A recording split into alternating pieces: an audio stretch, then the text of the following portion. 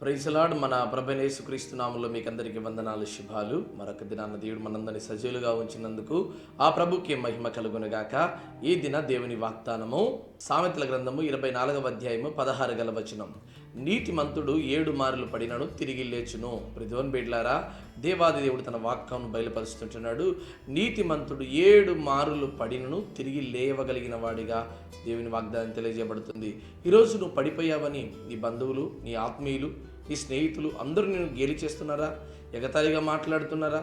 అయితే నీ తప్పిదం ఏమీ లేనప్పటికీ, నువ్వు ఎవరికీ నీ మోసం చేయనప్పటికీ, నువ్వు పడిపోయిన ప్రతిసారి నీ వాళ్ళందరూ నిన్ను భయంకరమైనటువంటి మాటలతో మాట్లాడుతున్నారా? అయితే ప్రభు వాక్కు తెలియజేస్తుంది, ఒకవేళ నువ్వు పడినను 1 కాదు 2 కాదు 7 మార్లు పడినను నువ్వు తిరిగి లేస్తావు.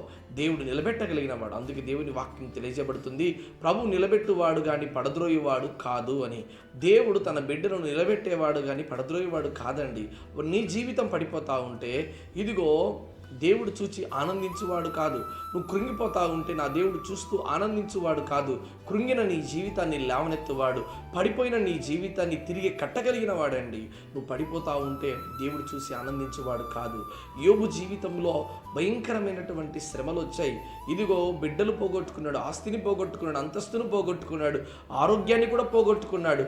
అందరూ వచ్చి ఎగతాళి మాటలు మాట్లాడుతున్నాడు. కానీ దేవాది దేవుడు తెలుసు, యోబు మరలా తిరిగి నిలవగలిగిన వాడని, యోబు మరలా తిరిగి నిలబడతాడు. పోగొట్టుకున్న దానికంటే 2 అంతలు సంపాదించగలిగిన వాడని దేవాది దేవునికి తెలుసండి.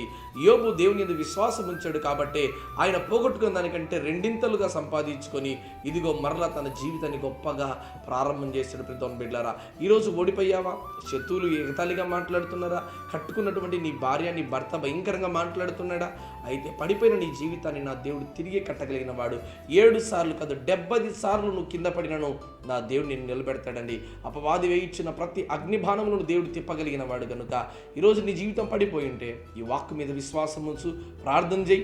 దేవుడు తప్పకుండా నీ జీవితాన్ని తిరిగి కట్టి నిలబెట్టగలిగిన వాడు. అట్టి దీవెన, ఆశీర్వాదం, వాగ్దానం దేవుడి దినానికి దయచేయను గాక. ఆమేన్.